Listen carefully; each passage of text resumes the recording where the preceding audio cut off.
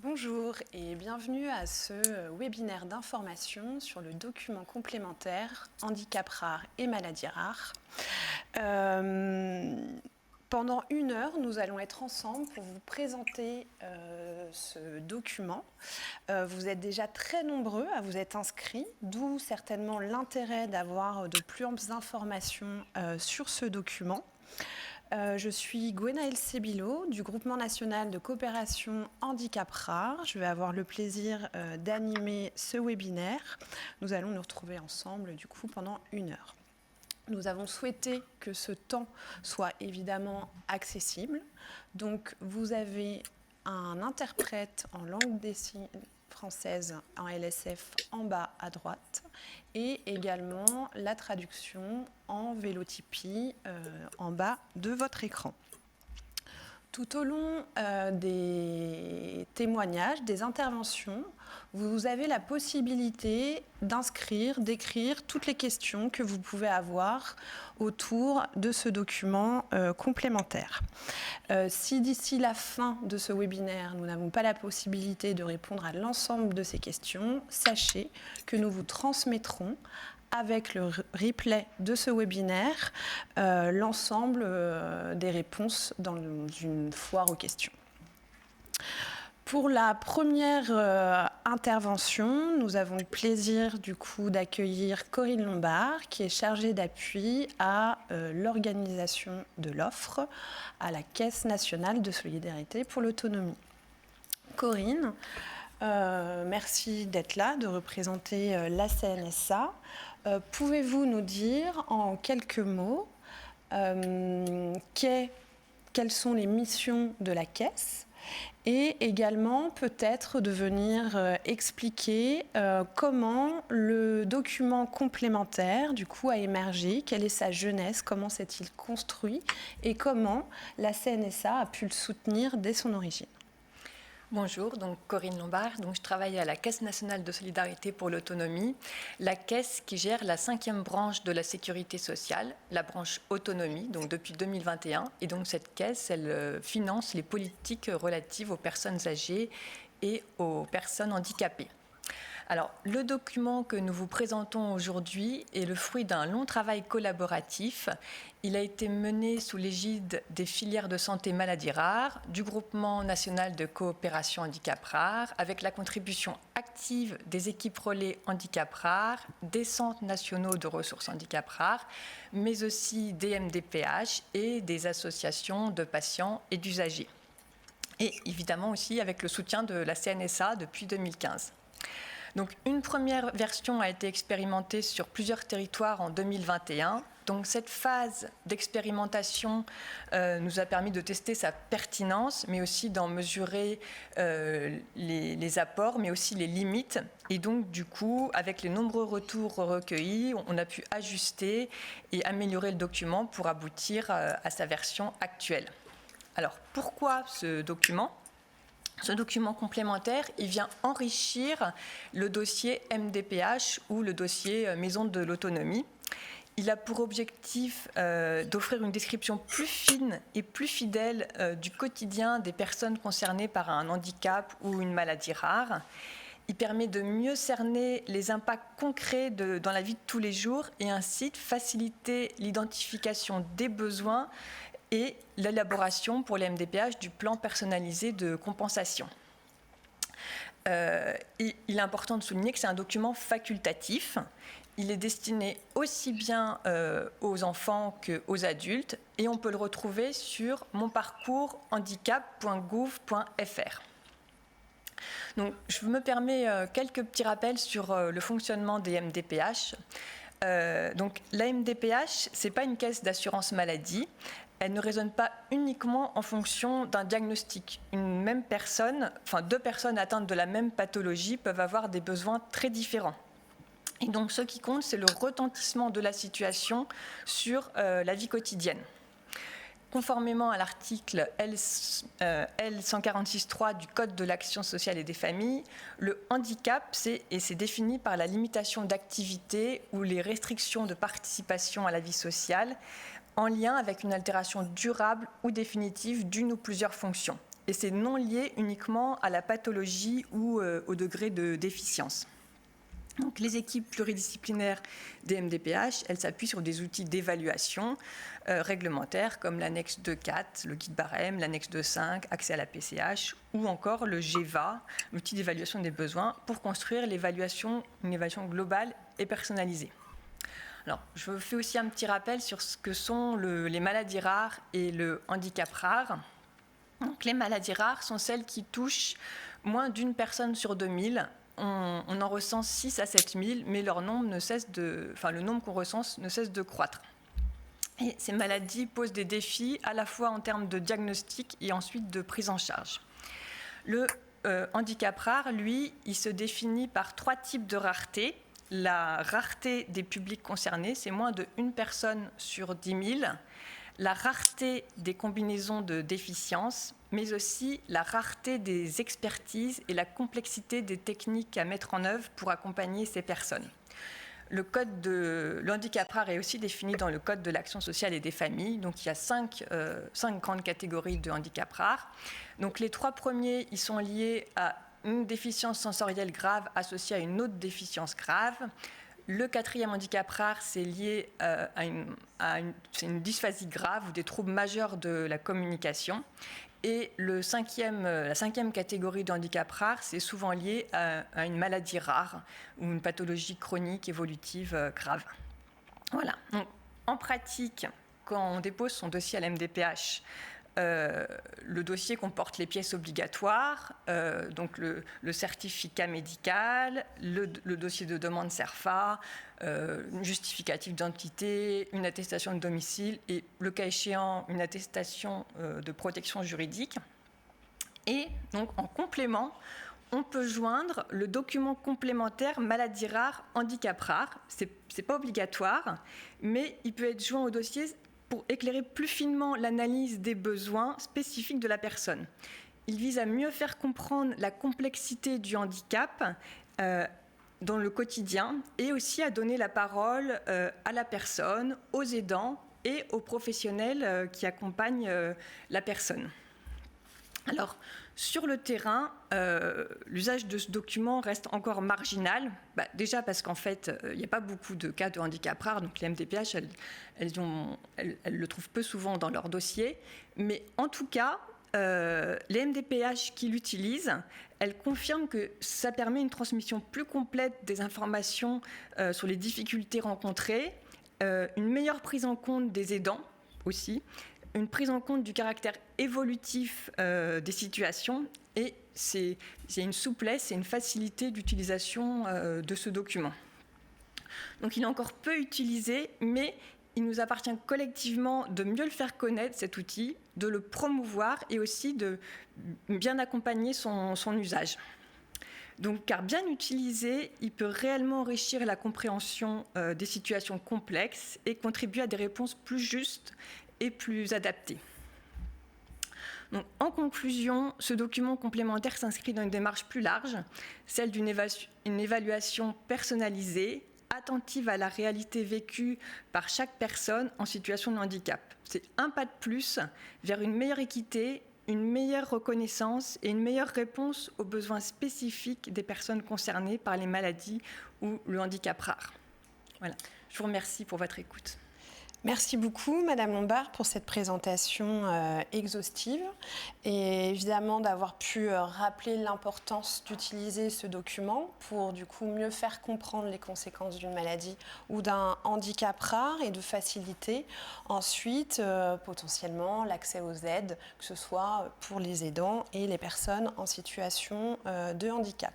Comme vous l'avez évoqué, aussi, nous sommes ici dans des situations de maladies dites rares ou de handicap rares. Donc effectivement, les MDPH n'ont pas forcément l'habitude de voir énormément de documents de ce type arriver chez elles. Néanmoins, c'est bien un document qui est logoté, soutenu par la Caisse et par le Groupement national de coopération handicap rare et aussi les filières de santé maladies rares. Et c'est vrai que le webinaire de ce jour a vraiment aussi comme ambition de pouvoir mieux faire connaître, diffuser l'information pour que demain, les personnes aient plus accès à leurs droits. Donc là, nous allons commencer avec les deuxièmes interventions, avec Isabelle Momy pour la filière de santé maladies rares, Brain Team. Alors, évidemment, là, sur le deuxième témoignage que je vais faire avec Isabelle Momy, que je viens de présenter, c'est évidemment de rentrer dans le vif du sujet sur la présentation de ce document. Peut-être dans un premier temps, rappeler les objectifs, qui est bien d'améliorer la compréhension de l'impact et des incapacités causées par une maladie ou un handicap rare sur la vie quotidienne. Nous sommes sur des conséquences qui peuvent être fines, mal connues, mal comprises, et donc l'objet, c'est bien de pouvoir mieux venir les présenter, les expliquer, les apporter auprès des MDPH pour qu'elles soient mieux prises en compte, effectivement, par rapport au nombre de dossiers qu'elles peuvent aussi avoir à traiter. Le deuxième objectif pour nous, c'était bien évidemment de permettre aux proches aidants d'exprimer le niveau d'aide qu'ils apportent et de mieux définir les besoins de la personne concernée. Et enfin, de permettre aux MDPH et MDA de maisons de l'autonomie, de mieux appréhender la situation pour proposer les réponses les plus ajustées et en rapport avec la demande des personnes qui déposent leur dossier. Donc, il y a bien eu une expérimentation en 2021, Madame Lombard l'a rappelé. Cette expérimentation a permis à peu près d'avoir des retours de 250 personnes et nous a permis de croiser les différents regards du point de vue autant des professionnels, des aidants que des MDPH. Cette expérimentation nous a permis deux choses. De pouvoir ajuster dans une seconde version ce document complémentaire en prenant en compte les divers axes d'amélioration recueillis du coup durant l'enquête, notamment le fait de proposer un espace qui serait plus dédié aux nouveau-nés, aux jeunes enfants, ou encore de mieux mettre en valeur ce qu'on appelle des handicaps invisibles ou des conséquences qui sont, on va dire, moins tangibles. Ensuite, la deuxième étape, vu que cette expérimentation est venue conforter l'utilité pour les personnes de mieux se faire comprendre, de déployer enfin ce document complémentaire sur tout le territoire. Ce document, on l'a dit, on le redit, il est facultatif. C'est-à-dire que vous n'êtes pas obligé, même si vous avez ou si vous annoncez une maladie rare ou une situation de handicap rare dans le dossier de la MDPH, vous n'êtes pas obligé de le remplir. À l'inverse aussi, une MDPH ne peut pas vous demander de le remplir si vous ne souhaitez pas le faire. Donc c'est vraiment un aiguillage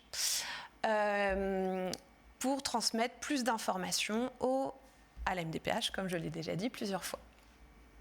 Ces informations, donc, elles complètent l'ensemble des données.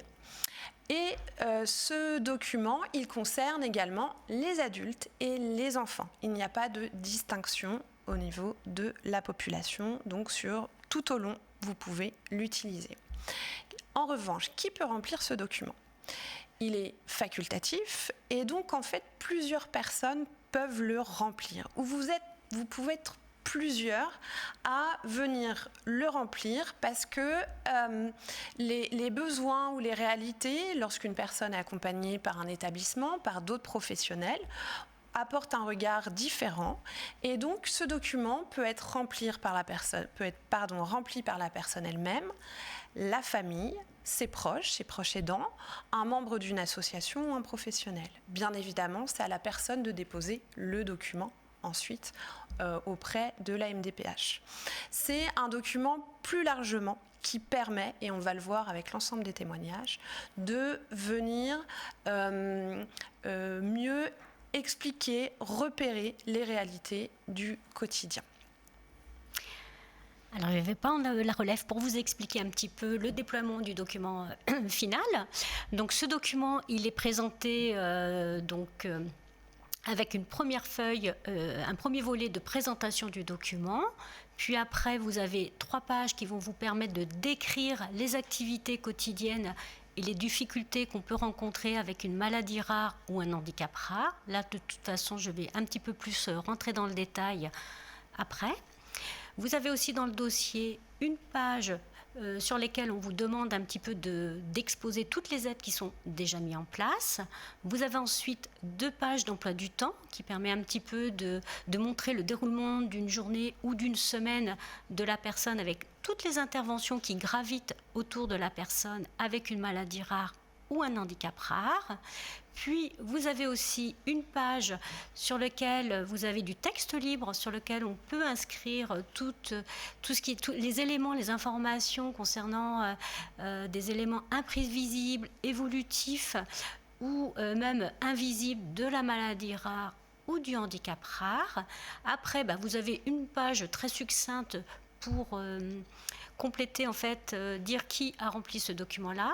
Et puis, vous avez un annexe, 3 pages, qui vous donnent des définitions des activités qui vous servent, en fait, aux pages précédentes. Donc, ce document-là, il est accessible, Madame Lombard vous l'a dit en début de témoignage, sur le site Mon Parcours Handicap. Donc, vous tapez Mon Parcours Handicap, dossier MDPH, et dans dossier MDPH, au point 3, où c'est inscrit comment remplir un dossier de demande MDPH, vous avez en fait plusieurs étapes qui vous sont proposées.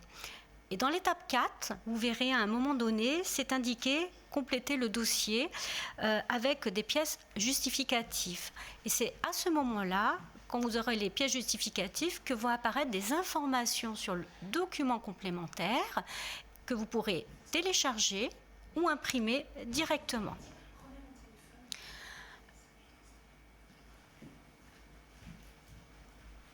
Donc, le document, il est constitué de plusieurs parties. La partie la plus importante, ce sont les pages qui vont vous aider à décrire les activités quotidiennes et les difficultés que vous pouvez rencontrer avec une maladie rare ou un handicap rare. Donc, plusieurs activités vous sont proposées: la mobilité, l'entretien personnel, la communication, les tâches ménagères, la relation avec les autres et le monde extérieur, l'apprentissage et l'application des connaissances, la scolarité et la formation et le travail.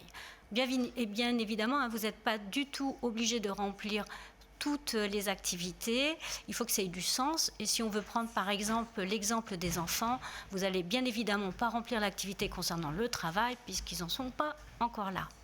Donc ce document-là, ce qui est intéressant de voir,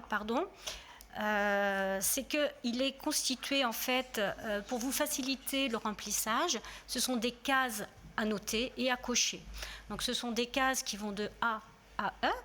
A, c'est pour indiquer que l'activité peut être réalisée seule par la personne. D, c'est quand la personne ne peut pas réaliser toute seule ou avec grande difficulté l'activité. Et E, c'est quand on n'est pas concerné. Donc vous pouvez cocher donc ces cases-là. Et ce qui est très intéressant, c'est que à droite, vous avez la possibilité d'écrire du texte qui vont compléter la case que vous avez cochée. Par exemple, si on prend l'activité sur la mobilité, si on prend le sous-groupe marché, si vous cochez la case B, ça veut dire la personne peut réaliser l'activité avec difficulté. Eh ben, je vous invite, si c'est le cas, à remplir à droite des informations complémentaires, comme par exemple, la personne marche avec des béquilles et ne peut pas faire plus de 100 mètres. Pourquoi ? Parce que ce sont aussi ces informations-là qui vont donner des éléments complémentaires au MDPH pour bien comprendre la situation. Et pour tous les items de ces activités-là, voilà, quand vous pouvez, n'hésitez pas à remplir cette partie où le texte est libre. Si dans les activités ou s'il y a des éléments que vous n'avez pas pu mettre parce que ce sont toujours des cases à cocher, donc des fois on ne se sent pas toujours à l'aise dans des cases à cocher, on ne rentre pas dedans, ça c'est normal, en plus on est sur le champ du handicap rare et de la maladie rare, n'hésitez pas à ce moment-là à utiliser le tableau qui est en fin de page après ce tableau des activités où vous avez une case où vous pouvez rajouter les éléments qui peuvent aggraver la situation. Par exemple, on ne voit pas forcément, quand on coche les cases, la notion de fatigabilité. On peut le retrouver facilement, soit parce que la situation de handicap fatigue, soit parce que les traitements fatiguent la personne, soit parce que c'est la maladie qui fatigue la personne. Toujours est-il que ces éléments de fatigabilité, ils sont importants à montrer au MDPH parce que c'est aussi ça qui fait qu'on rencontre des difficultés dans la vie quotidienne. Vous pouvez également trouver une page sur les aides qui sont déjà mises en place. Vous n'êtes pas obligé de remplir cette page. Néanmoins, elle permet de venir mieux préciser les interventions de l'entourage, des familles ou des amis, ou encore de l'ensemble des services sociaux, médico-sociaux, dont des soins à domicile, les établissements et services médico-sociaux, ou encore d'autres activités pratiquées régulièrement. Vous pouvez également, c'est une page qui permet à la MDPH de visualiser la réalité d'un emploi du temps pour mettre en avant les aides et interventions à domicile d'une personne. Cet emploi du temps peut permettre de venir préciser pour chaque jour de la semaine et par moment de la journée pour des temps de soins, de prise en charge, d'aide humaine, notamment les temps nécessaires de déplacement, de transport, les différentes aides qui peuvent être nécessaires. Il permet aussi, cet emploi du temps, de venir mieux préciser les types d'activités, d'intervenants et également le temps passé. Alors pour conclure, vous voyez ce document-là, comme il y a toujours, on rentre dans le champ du handicap rare, de la maladie rare, on ne rentre jamais dans toutes les cases, je vous l'ai déjà dit.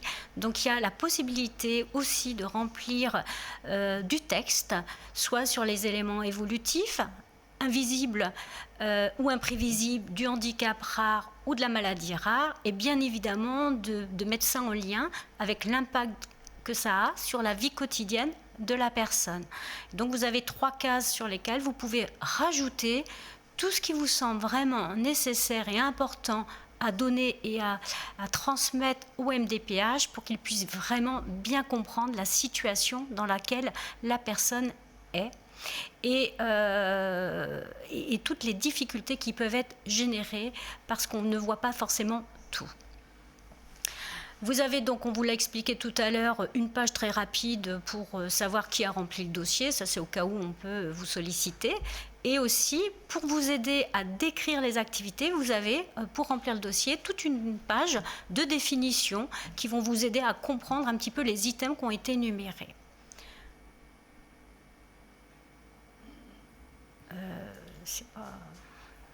Merci beaucoup, Isabelle. Merci pour cette présentation.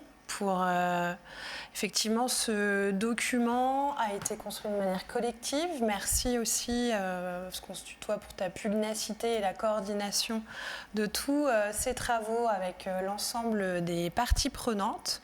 Et effectivement, dans tous les retours, l'ambition, c'était de pouvoir réussir à être exhaustif. Donc ce document, et suite à l'expérimentation, c'était aussi de pouvoir bien préciser dans les annexes comment le remplir. Cela peut paraître fastidieux, mais justement, nous avons eu tout de même des retours positifs sur l'utilisation de ce document. Nous allons du coup passer au témoignage numéro 3.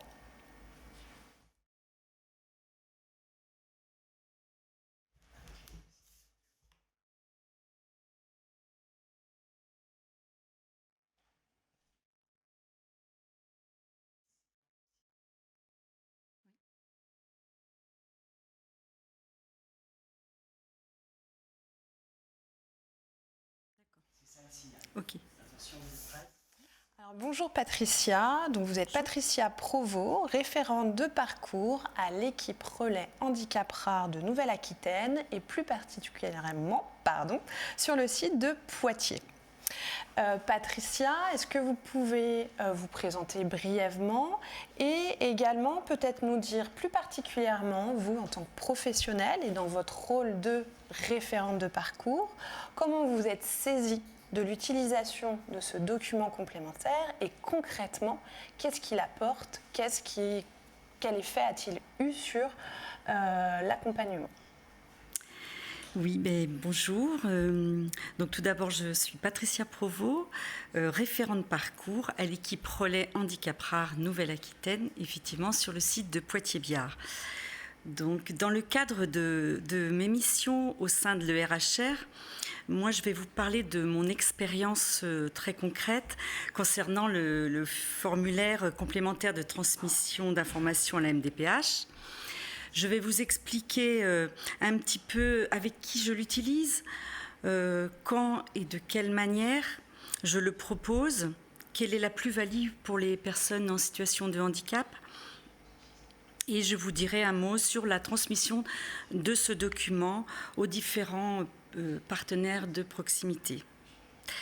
Donc, afin d'illustrer un petit peu mon intervention, j'ai repris plusieurs exemples de ma pratique. Voilà. Donc c'est un document que j'ai déjà utilisé à plusieurs reprises, essentiellement auprès de personnes porteuses de maladies neurodégénératives, mais aussi avec une personne en situation de surdicécité. Mais n'empêche que si on en voit un intérêt, il peut vraiment être utilisé auprès de personnes avec d'autres maladies rares ou handicaps rares.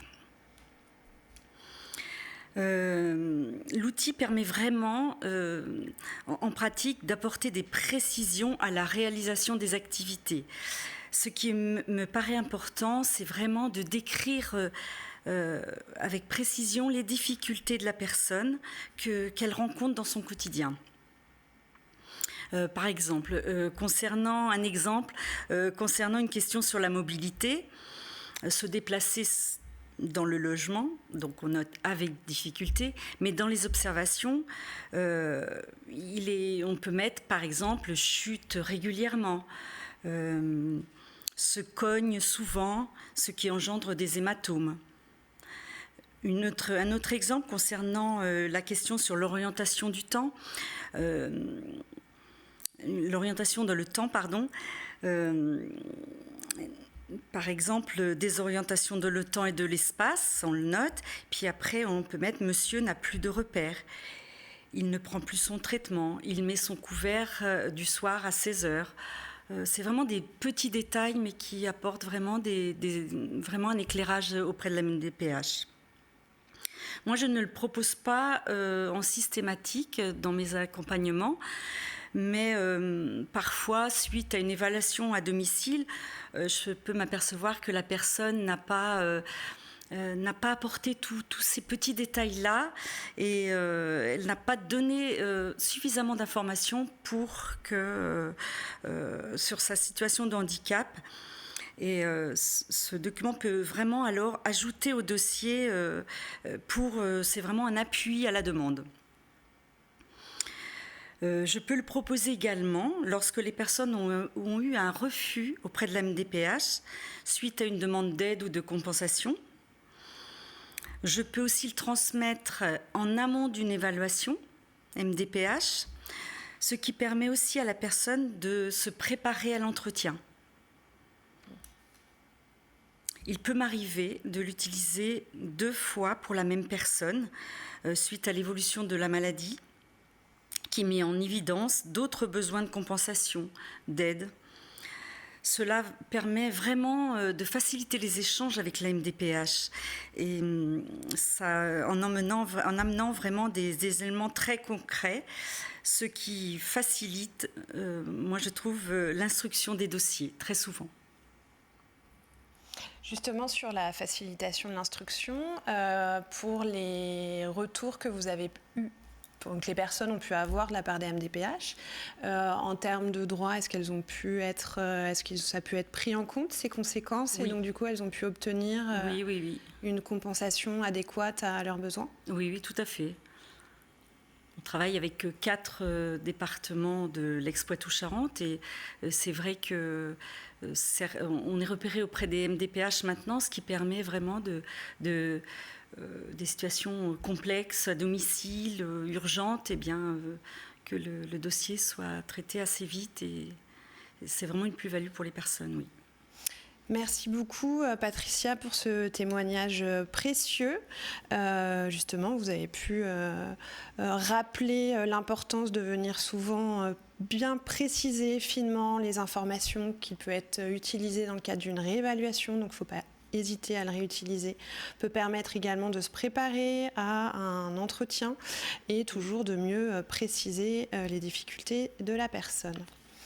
Pour le 4e témoignage, nous allons accueillir du coup Laurine Kobli, assistante sociale de la filière Brain Team à la Pitié-Salpêtrière, plus particulièrement au service de consultation de génétique. Bonjour, merci. Donc effectivement, je suis assistante sociale en consultation génétique à l'hôpital Pitié-Salpêtrière. Notre service accompagne des personnes atteintes de maladies neurologiques héréditaires rares, comme les ataxies cérébelleuses, paraplésie spastique et d'autres pathologies apparentées, ou encore la maladie de Tinton. Étant assistante sociale en génétique, j'ai pour mission de contribuer à la prise en charge médico-sociale des patients en les informant de leurs droits liés à la santé ou à l'handicap, les accompagner dans les démarches administratives et les orienter en fonction des besoins spécifiques. J'interviens à tout moment dans le parcours de soins du patient, à la demande soit du patient, soit de son entourage, du service médical ou alors des partenaires extérieurs. Au quotidien, je suis très souvent amenée à les aider à constituer ce dossier MDPH. Cela peut être pour des demandes simples telles que la reconnaissance qualité de travailleur handicapé, ou alors pour des demandes beaucoup plus complexes comme la prestation de compensation du handicap aide humaine ou aide technique, ou alors l'allocation adulte handicapé. Ce genre de prestations, ça nécessite une attention particulière dans le remplissage du dossier MDPH, donc vraiment d'être très pointueux sur ce qu'on va mettre et d'écrire pour le patient. Depuis la mise en place de ce document complémentaire, j'ai pu l'expérimenter à quelques reprises pour des personnes qui souhaitaient faire notamment des demandes de PCH aide humaine. Du coup, je vais donc vous expliquer comment et pourquoi j'utilise pour les aider. En effet, selon la pathologie et les besoins, il est parfois compliqué de bien expliquer leurs difficultés.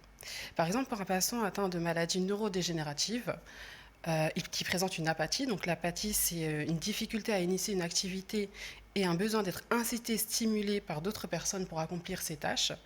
La famille souhaitait du coup mettre en place une PCH aide humaine. Et il s'agit en fait de bien expliquer en détail que cette personne est en capacité physique de réaliser certaines actions, mais mentalement, elle n'est plus du tout en capacité de le faire en fait. Donc la personne doit être stimulée, être incitée à, par exemple, se chauffer la nourriture, couper sa viande, etc. Deuxième exemple, notamment, on a les personnes atteintes avec des mouvements involontaires. Ces mouvements peuvent parfois se majorer selon les contextes. Si par exemple ils sont stressés, s'ils sont fatigués ou alors très énervés, des choses qu'ils étaient en capacité de faire en temps normal, malgré les mouvements involontaires, dans ces contextes de stress, ça peut se majorer et du coup plus du tout être en capacité de pouvoir mener ces actions au bien. Je n'utilise pas systématiquement ce document complémentaire. Cela va dépendre de l'autonomie du patient et bien sûr de ce qu'il souhaite demander à la MDPH. Auparavant, je rédigeais des rapports sociaux afin de mieux expliquer les difficultés rencontrées par le patient tout au long de son quotidien. Malheureusement, cela peut être chronophage et il peut aussi arriver quelques oublis si je ne relate pas toutes les difficultés. Alors, c'est vrai qu'au premier abord, ce document il a l'air long. Mais au fur et à mesure, on se rend compte quand même qu'il est quand même très pertinent et bien détaillé et qui permet sans doute à la MDPH de mieux comprendre le quotidien des personnes. Par exemple, dans ce document, vous pouvez décrire une semaine type. Ça existait déjà dans le dossier MDPH classique, mais que pour les enfants. Alors que là, dans ce document, on l'a également pour les adultes. Ça permet en fait de comprendre, de se rendre compte de la multitude des rendez-vous médicaux et ou paramédicaux que le patient peut avoir, ou alors se rendre compte de l'absence de prise en charge adaptée ou l'absence de liens sociaux, par exemple. Enfin, ce document peut permettre à la personne de mieux exprimer ses difficultés, ses besoins à la MDPH, mais aussi se rendre compte de ces difficultés parfois minimisées par un déni ou par peur du regard de l'autre. Le fait de pouvoir poser sur table des difficultés rencontrées par le patient permet à nous professionnels d'informer et orienter au mieux le patient et que la personne puisse également pouvoir solliciter les droits auxquels il peut prétendre. Merci. beaucoup. Est-ce que quel retour vous avez pu avoir dans l'utilisation de la part vous des MDPH? Et peut-être pour revenir aussi sur une question, est-ce qu'il vous semble envisageable peut-être de mieux diffuser l'information, peut-être avec des flyers, une affiche, quelque chose comme ça, puisque c'est vrai qu'on présentait le document complémentaire sur le site internet. Mais selon vous, est-ce qu'il pourrait être complété justement par de l'information peut-être papier? Alors effectivement, il peut être complété par une information papier, notamment par les professionnels ou alors par la MDPH, effectivement. Ça permettrait de savoir que ce document existe et qu'il peut être utilisable, notamment pour des demandes assez complexes. Alors effectivement, pour une simple demande de RQTH, il n'y a pas forcément nécessité d'expliquer en détail les difficultés, mais pour des demandes comme une aide technique ou une aide humaine, effectivement, là, c'est nécessaire de vraiment expliquer les choses. Disons que pour le moment, je n'ai pas eu de retour de la MDPH. Par contre, j'ai eu des retours des patients qui, effectivement, ont pu se rendre compte de leurs difficultés, qui minimisaient. Pour eux, effectivement, se dire qu'ils peuvent se chauffer à manger et manger, c'était très simple. Alors qu'en fait, ils avaient quand même des difficultés pour couper leur viande, pour boire dans un verre, ce genre de choses. Donc, pour le moment, j'ai eu que des retours des patients. Merci beaucoup pour ce témoignage et votre intervention. Nous allons passer à la 5e personne.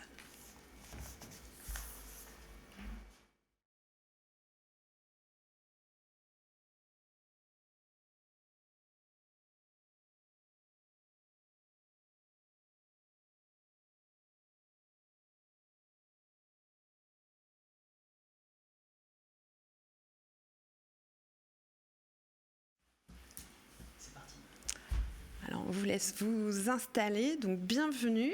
Vous êtes Madame Djamila Kalin, mère d'un garçon, d'un enfant avec une maladie rare qui s'appelle Riwan.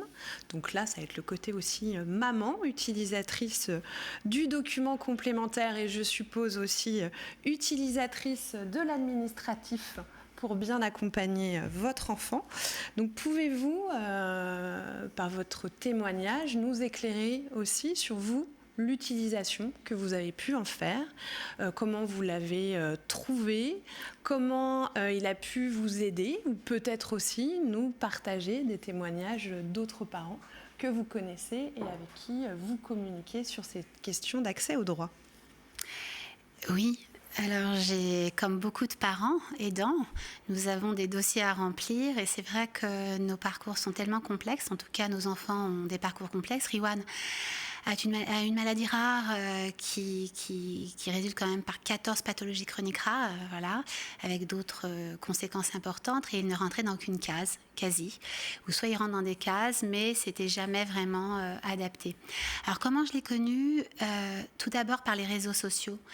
C'est quelque chose, voilà, des groupes WhatsApp de parents et d'associations, parce qu'on s'échange des trucs et astuces. Et c'est vrai que j'en ai entendu parler dans un premier temps par ce biais-là. Puis, j'en ai entendu parler par la filière de santé handi rare lors d'une réunion d'information. Et cela, ça m'a interpellée et je me suis dit, d'habitude, je remplis moi-même mes dossiers. C'est toujours très fastidieux et lourd.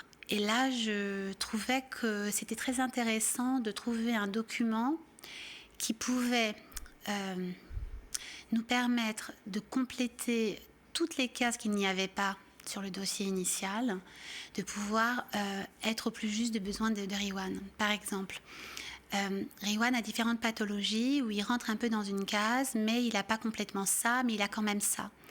Et à des degrés divers, c'était pas simple pour moi de pouvoir remplir. Donc ce que je faisais depuis plusieurs années, c'était un courrier à part. Donc c'est pour ça, quand j'ai vu ce document, j'étais assez contente. Voilà, je notais un petit peu son quotidien pour qu'il comprenne vraiment bien les besoins de Riwan. Puis, quand j'ai commencé à le remplir, je me suis rendu compte qu'il était assez simple, finalement, par rapport à tout ce que j'avais vécu, quand même, parce qu'il ne faut pas oublier que nous avons voilà, une grosse charge administrative, nous les aidants, et parfois nous n'avons pas forcément le soutien parce qu'on ne le trouve pas, ou en tout cas parce que pour plein de raisons c'est pas simple. Voilà. quand vous me parlez de ce dossier, je l'ai utilisé 2 fois déjà. La première fois, la MDPH n'a pas trop compris, c'était au tout début. Donc j'ai beaucoup insisté pour qu'il puisse surtout s'appuyer sur le certificat médical et ce document-là, parce que je trouvais que c'était intéressant. Enfin, je trouve que ce document est un document plus que complémentaire. Il nous permet déjà, nous aussi, en tant que parents, de faire un point sur ce que nos enfants font, ne font pas, et de manière la plus précise, je trouve. Ça, c'est vraiment qu'une expérience de maman, et en tout cas, les parents qui m'en ont parlé, c'est vrai que c'est fastidieux, parce que c'est 9 pages à ajouter sur un dossier initial. Néanmoins, il y a 3 autres pages qui permettent d'expliquer. Et ce que je fais souvent, c'est que pour le deuxième notamment, je les remplis. J'ai quand même voulu avoir un avis extérieur d'autres parents, d'autres professionnels. J'ai pu faire un point avec ces paramédicaux, par exemple, redéfinir des objectifs aussi. Est-ce que ça c'est possible, ça c'est pas possible? Est-ce qu'on pourrait peut-être imaginer des choses, parce que sa maladie rare et on ne sait pas comment du tout ça va évoluer. Donc ça peut être bien parfois, ça peut être moins bien d'autres fois. D'où l'importance de pouvoir le refaire aussi dans les moments où c'est un peu compliqué. C'est un dossier complémentaire qui n'est pas que pour Riwan, pas que pour mon fils. Elle est aussi pour nous les aidants, parce que ça permet aussi de noter les répercussions qu'il peut y avoir sur la fratrie, par exemple. Sur les parents, mais quand je dis parents, c'est pas que le père et la mère, ça peut être aussi les tierces personnes qui accompagnent, parce qu'elles existent, on est un peu invisible parfois, souvent, et là ça permet de les identifier. Et puis aussi, enfin, quelque part, c'est un peu comme pour la CPM, d'avoir une case maladie rare. On dit très bien, maladie rare, mais encore, mais encore, c'est un peu plus complexe que ça, et s'il vous plaît, prenez le temps de le lire, et peut-être que justement, parce que l'objectif que l'on a tous, me semble-t-il, c'est de pouvoir accompagner au mieux quand je dis nos enfants, c'est petits et grands, parce que le mien a 24 ans aujourd'hui, et qui est sous habilitation familiale, donc ça veut dire aussi qu'il y a une certaine autonomie, mais pas complète, et voilà. Merci beaucoup d'avoir pris le temps de venir jusqu'ici et jusqu'à nous. Merci là par votre témoignage aussi, d'avoir peut-être rappelé qu'une maladie rare ou un handicap rare, c'est aussi un parcours, et un parcours souvent complexe. Donc, du coup, et chaotique. Et donc du coup, de pouvoir avoir des professionnels, des organisations, des dispositifs et des documents qui viennent un peu mieux rendre compte justement ces parcours complexes, c'est important, permet de faire le point, et également toutes les répercussions évidemment qu'il y a sur l'entourage et l'entourage proche. Merci. Nous allons passer au témoignage du coup de Maureen Le Bolloc.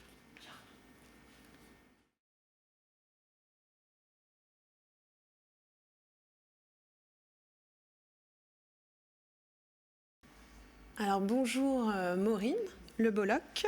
Donc vous êtes une jeune femme sourde aveugle, et vous avez aussi utilisé le document complémentaire, et vous avez accepté d'intervenir et de témoigner aujourd'hui, et je vous en remercie.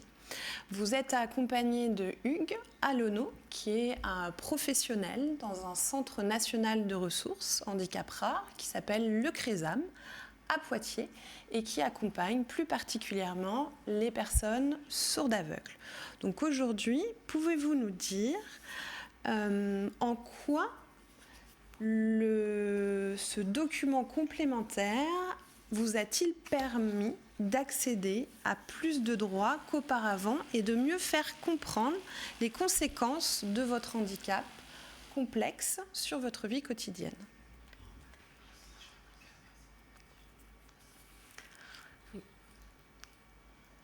Alors par rapport à ce qui s'est passé avant, le dossier, auparavant c'était un dossier simple médical avec un compte-rendu ophtalmologique et l'audiogramme. et un compte-rendu du médecin généraliste. Voilà. Et on m'attribuait un nombre d'heures, en l'occurrence 50. À l'époque, c'était ça.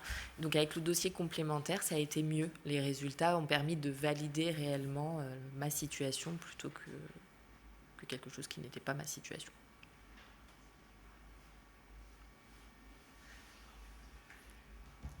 Je continue ? Oui. Donc je me présente, je m'appelle Maureen, je suis originaire de Bretagne. Donc depuis, je me suis installée à Paris depuis 10 ans. Donc je suis sourde et j'ai le syndrome de Scher qui est une maladie génétique. Et depuis le 1er janvier 2023, on a reçu une information de la MDPH qui déclarait qu'ils avaient créé une PCH sur 10 cécités. Donc à la création de cette PCH, j'étais pas encore au courant du dossier complémentaire, mais j'ai rempli mon dossier MDPH. J'ai attendu très très très longtemps, j'ai attendu 13 mois avant de recevoir une réponse. Et lorsque j'ai reçu la réponse, pour que vous sachiez comment ça fonctionne, la PCH fonctionne en nombre d'heures et suivant 3 catégories, ça peut être 30, 50 ou 80. Et on m'a attribué 50 heures. Ça disait que j'avais une surdité moyenne et qu'en termes de degrés visuels, j'étais entre 30 et 50. Et ça ne correspondait pas du tout à ma situation. Donc en fin de compte, parce que je suis sourde profonde et qu'en termes de degrés, sur un champ de 5 à 80 degrés, j'ai des taches à peu près partout de mon champ visuel où je ne vois pas. Donc j'ai dû refaire le dossier, enfin j'ai dû repartir à zéro, faire une réclamation auprès de la MDPH. Et à ce moment-là, le CRESAM m'a aidée en me disant de remplir et en m'aidant à remplir le dossier complémentaire. Et donc c'est vrai que c'était très bien le fonctionnement avec le questionnaire un peu sous forme de QCM de A à E. Et donc ça permettait aussi de donner des exemples, parce que par exemple quand je vais dans un magasin, suivant le jour ou l'éclairage, s'il y a un très gros éclairage ou un éclairage plus tamisé, suivant les magasins, ça peut être très différent. Et donc ça peut être peu adapté. Et il y a une heure maintenant, une fois par semaine, adaptée aux personnes ayant un trouble du spectre autistique, et pour le coup, qui n'est pas du tout adapté à ma situation. Et donc suivant les magasins et suivant les jours, ça dépend des jours. Et donc sur ces situations-là, je préfère avoir un accompagnant, parce que si jamais je dois le faire toute seule, en fait, ça m'épuise. Et donc, je préfère passer par Internet. Donc, ça veut dire qu'il faut que je reste à la maison, mais qu'il faut que je le fasse par l'écran. Et donc, par exemple, ce qu'il faut savoir, c'est que pour avoir accès à l'écran, je dois avoir une paire de lunettes adaptée. J'ai 6 paires de lunettes différentes. Et donc, de la même façon, je dois passer par la livraison. Mais est-ce que la livraison, c'est plus adapté ? Parce que dans ces cas-là, il faut que le livreur il m'envoie un message. Il faut que ma sonnette elle soit équipée de flash, mais des fois les flashs je les vois pas. Un autre exemple que j'ai pu expliquer, par exemple, j'adore la poterie, c'est ma passion. Et quand je veux aller, par exemple sur la période pré-Covid, j'avais vraiment l'habitude d'aller à un endroit qui est dans un village de Bretagne. Et c'est une rue qui est assez dangereuse finalement, c'est loin de l'arrêt de bus. Donc en fin de compte, à ce moment-là, j'ai aussi besoin d'avoir un accompagnant avec moi. Une autre situation, ça peut être la nuit, ou quand il commence à faire nuit. Par exemple, l'hiver, il commence à faire nuit à 5 heures. Moi, si j'ai envie de voir des amis ou ma famille, je suis bloquée. Parce que il n'y a pas forcément de bus direct. Donc si je dois changer, je peux prendre le bus. Mais de la location jusqu'au bus, ou suivant l'heure, l'éclairage n'est pas adapté. Passer minuit, c'est plus possible. Enfin, l'éclairage public, des fois, n'est pas automatique par rapport à l'environnement. Il est automatique par rapport à des heures. Et dans ces cas-là, il faut que je prenne un taxi pour pouvoir me déplacer. Un autre exemple que j'ai pu expliquer, c'est j'adore voyager. Et ça permet de l'ouverture d'esprit. Il y a des choses que je peux faire seule, mais il y a d'autres choses où je ne peux pas. Et où à ce moment-là, j'ai aussi besoin d'un accompagnateur. Parce que par exemple, dans une ville, même si elle est adaptée et accessible, même s'il y a des panneaux, si c'est une ville que je ne connais pas parfaitement, et ça peut être aussi des horaires différents, où il fait nuit à des horaires différents qu'en France. Et à ce moment-là, j'ai besoin qu'on m'accompagne. Donc quand je suis chez moi, par exemple, pour tout ce qui est ménage, je peux le faire. Il y a juste une chose, par exemple, pour les vitres. je suis incapable de nettoyer les vitres parce que suivant le temps qu'il fait dehors, soit je suis trop éblouie et dans ces cas-là, c'est très très difficile. Quand il pleut, c'est mieux en termes de visibilité, mais je vois pas les taches sur les vitres. Donc à ce moment-là, c'est vrai que j'ai tendance à demander à une personne spécifiquement pour les vitres de venir m'aider pour le ménage. Donc du coup, le document complémentaire vous a permis d'obtenir le forfait sur 10 cécité à la hauteur de vos besoins. Oui. Justement, j'y arrivais, c'est la suite. Grâce au dossier complémentaire où j'ai pu donner tous les arguments, mon parcours, ce qui bloquait, j'ai attendu encore 7 mois. Mais le résultat, ça a été qu'ils ont validé les 80 heures d'accompagnement. Et c'est une vraie réussite, c'est du soulagement parce que ça me permet de payer les accompagnants et aussi les interprètes. Parce que, ce qu'il ne faut pas oublier, c'est que la surdicécité, ce n'est pas seulement de l'accompagnement, c'est aussi les interprètes qu'il faut payer. Voilà, donc c'est un vrai soulagement. Merci Madame Le Bolloc pour ce témoignage. Monsieur Alonneau, du coup, dans votre pratique professionnelle, je suppose que vous avez accompagné peut-être d'autres personnes en situation de surdicécité et avec ce document complémentaire. Quel est du coup le retour d'expérience que vous pouvez nous en faire ? Oui, merci. Donc moi, Hugues Alonneau, je travaille au CRESAM, Centre national handicap rare surdicécité. Et quand Maureen dit que le CRESAM l'a aidé, en fait, le CRESAM a fait organiser un groupe de travail de personnes sourdes aveugles pour travailler sur ce dossier complémentaire. On a eu la chance d'assister à une journée d'information organisée par l'AMSA, l'Association nationale des personnes sourdes aveugles, au sujet du forfait surdicécité et du dossier complémentaire. Et lors de cette journée, les personnes sourdes aveugles ont exprimé le fait que c'était très très compliqué pour elles de remplir les dossiers CERFA, les dossiers de MDPH et ce dossier complémentaire qui faisait quand même 12 pages. Ils ne savaient pas trop comment s'y prendre pour remplir le dossier, quel exemple donner de la vie quotidienne pour que les médecins, les instructeurs de la MDPH comprennent bien leur situation. Donc d'un commun accord, on a organisé des séances de travail, mais vraiment de travail, avec une douzaine de personnes sourdes aveugles, alors qu'ils avaient tous à peu près le même profil. Donc comme Maureen, syndrome Usher de type 1, communiquant en langue des signes, donc avec des besoins un peu similaires, des difficultés similaires. Et puis on a travaillé case par case, paragraphe par paragraphe, pour savoir ce qu'ils voulaient mettre, eux, comme exemple, comment remplir ce dossier. Donc chacun y allait de son exemple. Ça faisait souvent écho à d'autres situations similaires. Et de ce travail-là a résulté un fichier pré-rempli, on va dire, avec des exemples. Fichier qui a été validé par l'ensemble du groupe et qui est sur le site de CRESAM, du coup, que les personnes avec un syndrome Usher de type 1 dans la même situation peuvent utiliser, peuvent consulter pour voir si oui ou non ils peuvent mettre ce type d'exemple pour argumenter leur situation à la MDPH avec le dossier complémentaire. Merci. Et je vous en prie. Merci beaucoup à tous les deux pour ces interventions. Merci à vous, Laura, pour l'interprétariat. Peut-être reprendre 2 ou 3 questions qu'on a pu avoir dans le chat. Est-ce qu'une MDPH peut-elle refuser aujourd'hui le document complémentaire ?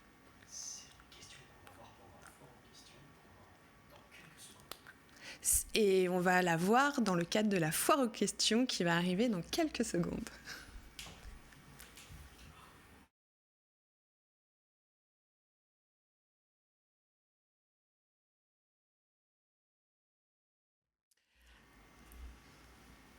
Alors, nous allons partager là quelques questions que nous avons pu avoir. La première, est-ce qu'une maison départementale des personnes en situation de handicap peut-elle refuser le document complémentaire ? Non, il n'y a aucune raison pour qu'elle le refuse. C'est un document qui est joint de façon complémentaire à l'ensemble du dossier MDPH et ce document, en plus, il est surtout censé l'aider, elle, à faire une évaluation plus précise des besoins de la personne. C'est destiné à lui faciliter la vie, à elle aussi. Donc, a priori, il n'y a pas de raison qu'elle le refuse. Et en plus, c'est quand même un document officiel Il a été travaillé avec les filières de santé maladies rares, mais aussi tout le dispositif intégré handicap rare, les MDPH, et aussi il est soutenu par la CNSA, et il est sur un site officiel, monparcourshandicap.gouv.fr. Donc elles doivent le voir plutôt comme un plus qu'il n'y a pas de raison qu'elles le refusent. Voilà. Merci pour cette précision, Madame Lombard. Et à l'inverse, est-ce que les MDPH pourraient être amenés à justement plus présenter, proposer, informer les personnes de l'existence de ce document complémentaire ? Je trouve que ce serait une bonne chose à partir du moment où elles savent que la personne est atteinte d'une maladie ou d'un handicap rare. C'est vrai qu'elles pourraient transmettre ce document aux personnes pour leur dire que ça leur faciliterait les choses s'il pouvait être rempli par elles, quitte à leur imprimer si jamais c'est pas possible pour les personnes ou les familles, parce que il faut aller sur Internet, etc. C'est pas facile pour forcément tout le monde. Isabelle, est-ce que avec les différents retours de terrain que vous avez pu avoir, est-ce qu'on sait aujourd'hui si le document complémentaire a permis de mieux évaluer de manière générale les dossiers ? Alors, on n'a pas de retour des MDPH qui peuvent nous garantir que c'était mieux évalué. En tout cas, pour nous, au niveau de la filière de santé Brain Team, on l'utilise souvent, notamment pour des demandes de PCH. Pour toutes les demandes où on a utilisé ce dossier complémentaire, on a eu en fait un retour positif de la MDPH sur la demande qui avait été faite. Donc en tout cas, ça n'a pas nui finalement. Ça a vraiment été quelque chose, je pense, de très constructif parce qu'effectivement, il a permis de pointer des choses qu'on ne pouvait pas écrire dans le dossier classique. Tout à fait. Côté réseau handicap rare, pareil, nous n'avons pas eu de retour, en tout cas négatif, qui précisait que des personnes avaient eu un retour en arrière sur leurs droits suite au dépôt de ce dossier. Plutôt justement une meilleure compréhension et un meilleur accès. Est-ce que il y a la question suivante également, est-ce qu'il y a un moment finalement est-ce qu'il y a un moment plus judicieux qu'un autre à déposer ce dossier complémentaire? Oui, je pense, en tout cas, ça dépend des maladies rares, ça dépend du handicap rare. Je pense que le dossier unique, des fois, il suffit simplement, qu'il n'y a pas nécessité toujours de remplir le document complémentaire. Tout dépend, en fait, de ce qu'on demande aussi. Je pense que, par exemple, sur des demandes de reconnaissance du statut de travailleur handicapé, les éléments parfois qu'on transmet avec le simple dossier suffisent. Et puis par contre, pour d'autres demandes, notamment sur la PCH, la prestation compensatrice du handicap, où là, effectivement, il y a des enjeux financiers pour les personnes. Et parce qu'on est vraiment là sur les difficultés que rencontrent les personnes au quotidien, là, je trouve que ce dossier-là, il a vraiment toute sa place, parce qu'il y a des choses, d'ailleurs, invisibles, imprévisibles, puis parfois évolutifs, qu'on ne va pas pouvoir mettre sur le dossier classique et qui vont pouvoir tout à fait être précisés dans le dossier complémentaire. Donc voilà, nous, au niveau de la filière, le conseil qu'on fait, c'est pas automatiser l'utilisation du document complémentaire, mais plutôt en fonction de la demande, voir si c'est pertinent ou pas. Pour une première demande aussi, c'est quand même des fois mieux. Parce que c'est la première fois que la MDPH va avoir connaissance du dossier, peut-être de la maladie rare, parce que quand c'est rare, des fois les MDPH, c'est la première fois qu'ils vont avoir connaissance de cette situation-là.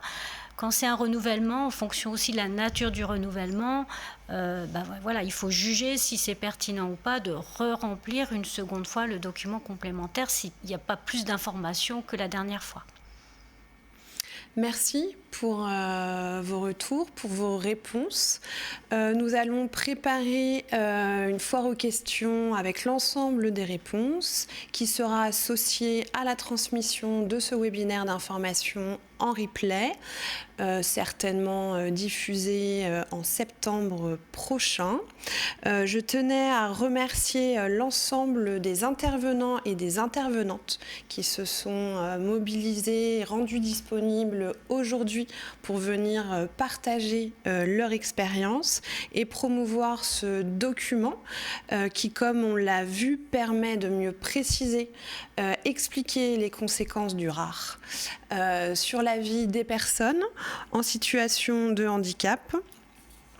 Ce document aussi, comme vous l'avez entendu, il permet réellement, c'est vraiment une construction collective. Et donc, on vous incite également à le remplir d'une manière collective quand vous pouvez ou quand vous le sentez, puisque les regards croisés permettent toujours de mieux préciser les conséquences du handicap ou de la maladie rare. Nous espérons que ce webinaire aussi sera de plus en plus diffusé pour faire connaître ce travail collectif. Ensuite, je souhaitais évidemment remercier l'ensemble des filières de santé maladie rare qui ont contribué du coup à la création de ce document complémentaire, des filières en coopération sur ce sujet-là, type Brain Team, Handirare, Respifil, etc., etc. Je souhaitais aussi remercier des associations de patients, d'usagers, de personnes en situation de handicap rare, toutes les personnes qui l'ont utilisé et qui ont pris le temps de nous faire des retours lors de l'expérimentation en 2021, les retours également des nombreuses MDPH qui nous ont confortés à continuer à réaliser et à soutenir cette initiative.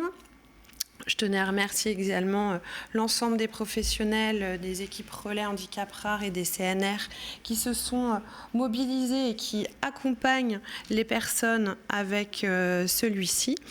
Et enfin, la CNSA pour son soutien indéfectible et actif depuis le début de l'expérimentation. Merci beaucoup et à bientôt.